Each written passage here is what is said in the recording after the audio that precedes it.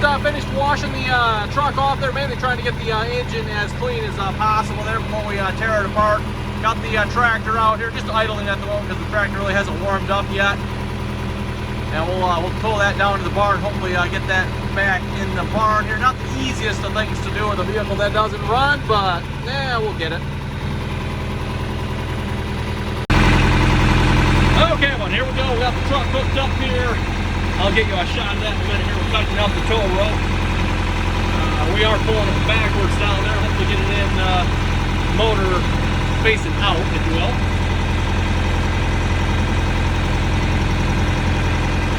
Like I said, I'll get you a shot in a moment here as we get it pulled out.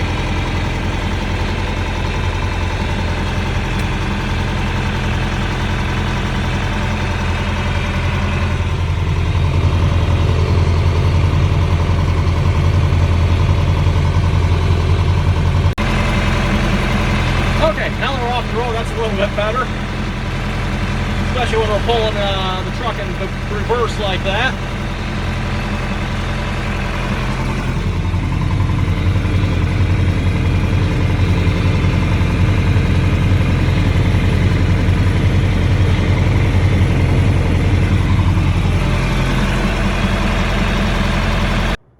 Hello, everyone. Randy here out in the shop here tonight. We're going to be working on the 2000 Ford Ranger here. Again, this is my cousin's truck.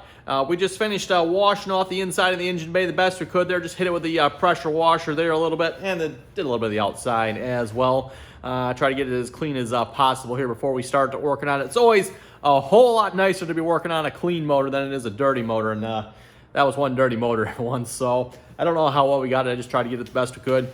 Again, pressure washing like that, not maybe necessarily the best for the motor, but we're going to be tearing it apart anyway, so should be okay.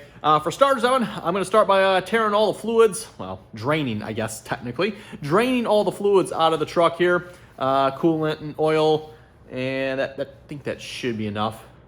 Yeah, I think that'll be enough. We'll start there anyway. We'll probably pull the hood off. We'll see how far we get tonight, everyone. Not really planning on necessarily getting into the motor here tonight, just want to get started on it, so... And then tomorrow we'll probably actually start getting into like tearing out the motor. We'll see how that goes. Got the tractor parked here as well. We'll probably pull that out and just get that out of the barn here tomorrow. But for now, it's just sitting in here. We'll have to work around it here a little bit. I figured, you know what, might as well, there's room. We'll put it in the barn for the night while we work on this. Like I said, not going to get a whole lot done here, but we'll get started. Oh, and I figured maybe if you didn't watch the previous video, maybe I had better mention what's up with this truck here. I've got the fan cranked on high here, by the way. Again, finished pressure washing it, so trying to make sure everything's drying off here nicely. The water on here, I don't know if it's actually, it should actually be, yeah, it actually is pretty dry now. It actually froze on there while pressure washing. It started to get dark out, and yeah, temperature really dropped there. So anyway, like I was saying, I run 2000 Ford Ranger XLT here. Has the 3.0 liter motor on it. Again, my cousin's truck here. Basically what he had happen here, everyone, is the battery went dead on him. Turned out the alternator was bad. He took it in, they had the alternator replaced. They ended up having to torch off the belt tensioner, apparently. It cost him quite a boatload of money there to get that job done. And then not even a week later, the water pump went out. Not even a week later. So he got that replaced, took that in, got that replaced. And then I'd like to say, I think it was the next morning.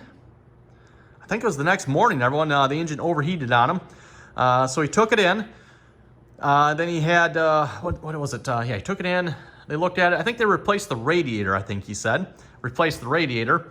So they did that. On his way to work the next morning, after he got it back from the shop, it overheated on him again. And, well, that's where we're pretty much at now. So, like I said, we're going to crawl under there, get the fluids drained out, the oil. If you watched the last video, there already know there's coolant in the oil. And we got basically no compression on any of the cylinders I tested. I didn't test all the cylinders here, but I tested 2 or test 3, I forget now. 2 or 3 of the cylinders. We also might have a potential fuel problem here as well, everyone. Per my fuel tester, I was only reading about 20 PSI at times. And per the online, I think it's supposed to be about 60 to 70 PSI. So we might have a bit of a fuel problem here too, on top of whatever else we got going on. We'll have to see once on that. Keep a little bit of a close eye on that one. So, yeah, let's get started here.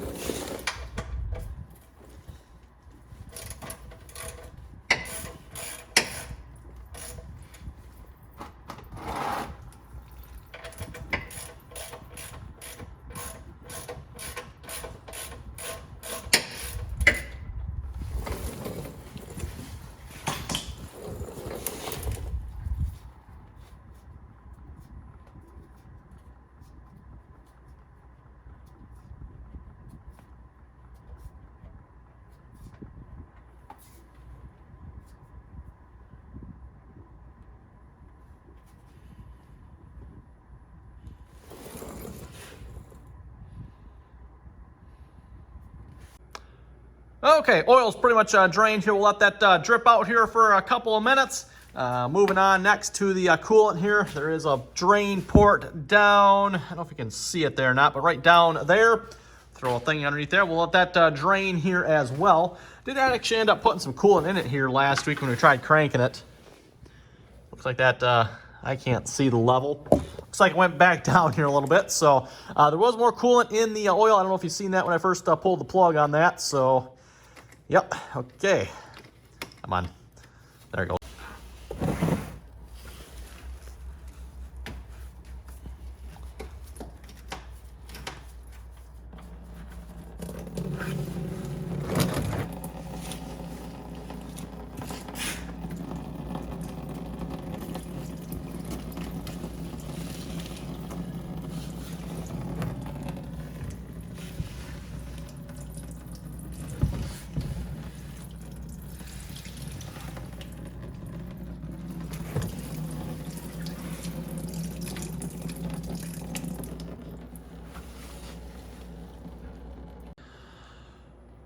Okay, while the coolant's draining there, we'll go ahead and pull the hood off here. A lot easier working on, or if you're doing a major project on a motor, a lot easier working on it without the hood on. So, looks like 4 bolts there. We'll see once. I might need a hand getting this off. We'll see once. I might have to get someone over. Oh, need to pull the battery too. I was actually going to do that before I started power washing everyone. I forgot about that. So yeah, let's get that. You know what? Let's do that first. Then we'll pull the hood. And as always, Evan, always remove the negative terminal first, because once the negative terminal is removed, well, you know, you can ground out the negative terminal, don't matter. And then once the negative terminal is removed, well, you can touch the positive terminal to everything you want. Doesn't matter then either. This battery, I think, is completely dead, though. Okay, should be good.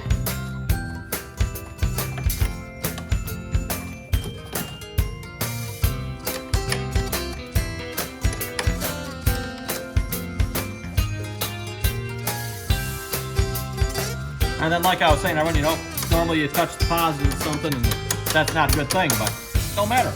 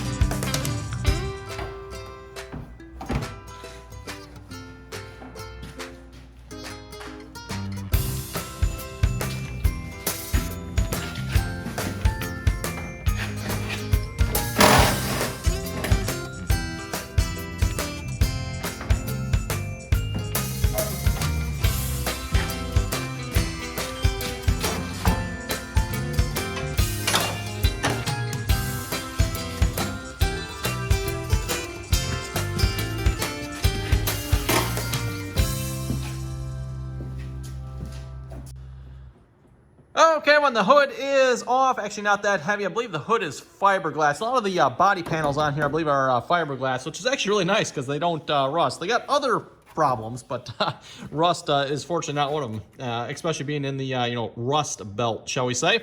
So, seeing how we have a little bit of time here yet, I'm thinking maybe we'll start by taking some common components off. Maybe we'll get the air box out of the way. Thinking probably the radiator. You know, one of those things where sometimes you just take a few minutes and pull something out, like the radiator is usually fairly easy to get out. Gives you a lot more room, a lot more access.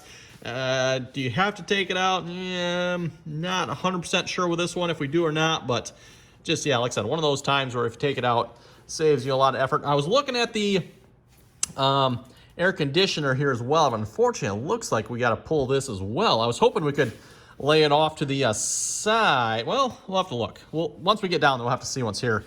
there looks like there's a hard line that is coming from it, which is super annoying. The other line here is flexible, and I know on some motors that one you can just kind of like flop them over to the side or push them off to the side far enough so you don't have to worry about it. I was hoping we could do that with this one. I guess we'll see once when we get there. But yeah, we'll start by pulling some stuff off here. Like I said, the air box here, or filter, and whatever they call this main line here that feeds the air into the motor.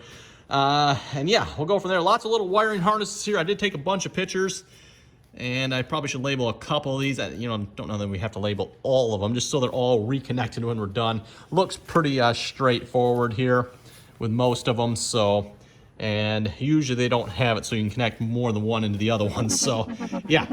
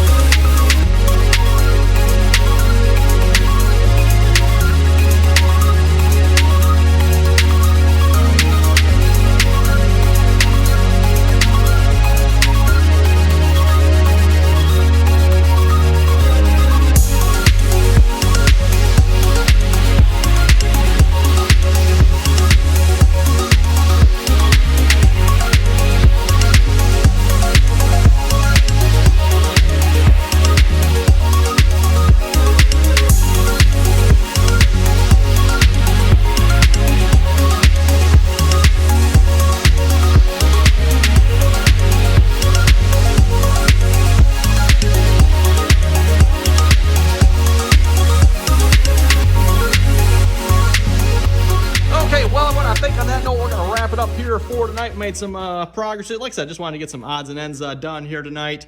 We got like the alternator off, we got the air supply off, we got the radiator out, just a bunch of odds and ends disconnected and pulled out. Tomorrow we'll start working on like the actual main part of the engine here. I'll probably just set the camera up and we'll kind of high speed that here as well. I don't know, there's a whole lot really to note here with this motor.